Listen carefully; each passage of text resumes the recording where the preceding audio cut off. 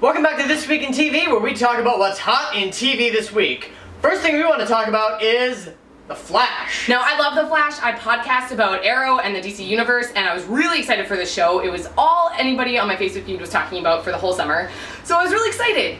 And the show was sort of exactly what I thought it was going to be, but that kind of disappointed me a little bit. I sort of wanted a little bit more from the show. My knowledge of The Flash and the DC Universe isn't by any means extensive. I used to watch the Justice League cartoon, where basically The Flash's job was to create a distraction and say one-liners. So I didn't really have a lot of expectations for this, and it was okay.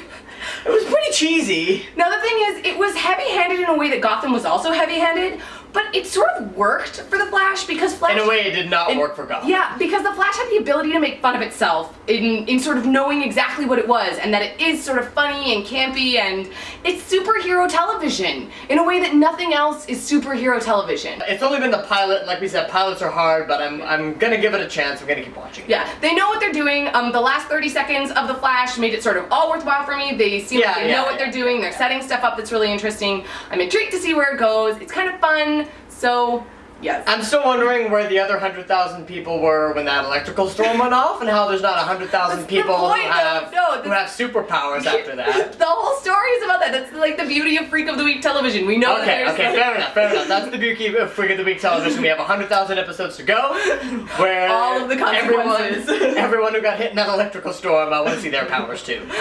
The next thing on our list this week is American Horror Story Freak Show. This is season 4 of American Horror Story, and everyone seems to be kind of split on every season of American Horror Story. Like, half the people I know loved Asylum, and I really didn't like Asylum. Half the people I know loved Coven, and I loved Coven, and half the people are like, oh, that was the worst season ever. And that happened, it's so polarizing, and Freak Show is going to be no different. They've only had the first episode, but so far it's pretty interesting characters. Like, they have the two-headed woman, but she has two very different characters. The thing I do appreciate about American Horror Story is that I don't have to watch all of the seasons. I think Freak Show might be more to my taste because it's not just total scary television. It also looks like really intriguing, and the characters look really interesting. So that's one thing I do like about American Horror Story, where it has the same actors but a completely different standalone story. You know what to expect, you know a certain quality because they have 3 seasons already. So I'm really excited. If I was to get into it, I think this is the one that I would sort of dive in. If you were going to dive into it, I would actually suggest you dive into Coven, because it is the campiest one. Okay. And it's actually the most...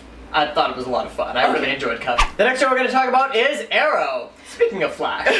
Arrow, DC Universe staple, and I think one of the best shows on television right now. No bias, she has the podcast. But no, seriously, they know exactly what they're doing, they know how to please their audiences, and they know how to make it interesting and exciting, and we'll watch it each week and get unexpected things. They completely blew us away with brand new things while giving the audience what it wants, which I think takes a lot of guts and a lot of foresight and a lot of knowledge about the property that they're using. So it gives me a lot of hope. The people and the creators that are working on Arrow are also responsible for the spin-off of The Flash, and also responsible for the development of the new Supergirl television shows. And finally, the 4th season of Korra has returned to Nickelodeon. Amanda, how far are you on Korra? I've watched a couple episodes of the 1st season. Okay, because I hear it gets better. Korra is so good, and book 4 is no different. Well, book 2 was terrible. That's just it with people who watch Korra. Season 1 seems to be like, okay. Season 2 was kind of bad, but then 3 was unbelievably good. Okay. So it's hard to get people to like keep watching it. You're like, just get to season 3. And season 4 just started. It's just as good as season 3 so far. Could I just watch season 4, or do I have to watch the other stuff? No, you have to watch the other stuff. But it's worth going through and it's worth slogging through. I really did like Avatar. It took me a whole year to get through the 1st season and a half of Avatar. I feel like I might be similar with Korra, that I just need to sit down and watch it all.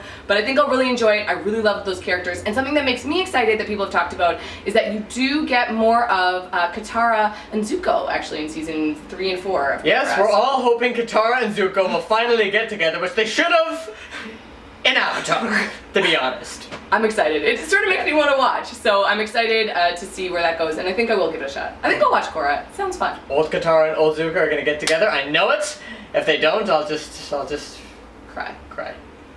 That's it for this week in TV. Lots of awesome shows still coming up. We've got Constantine, iZombie that we're going to talk about. If you're watching something really exciting that you want us to review, or something that's really old that you think we should still be watching and catch up on, let us know. You can email us, info@4geeksmedia.com, or you can tweet us at 4geeksmedia. But tweet us, because it makes us seem cooler.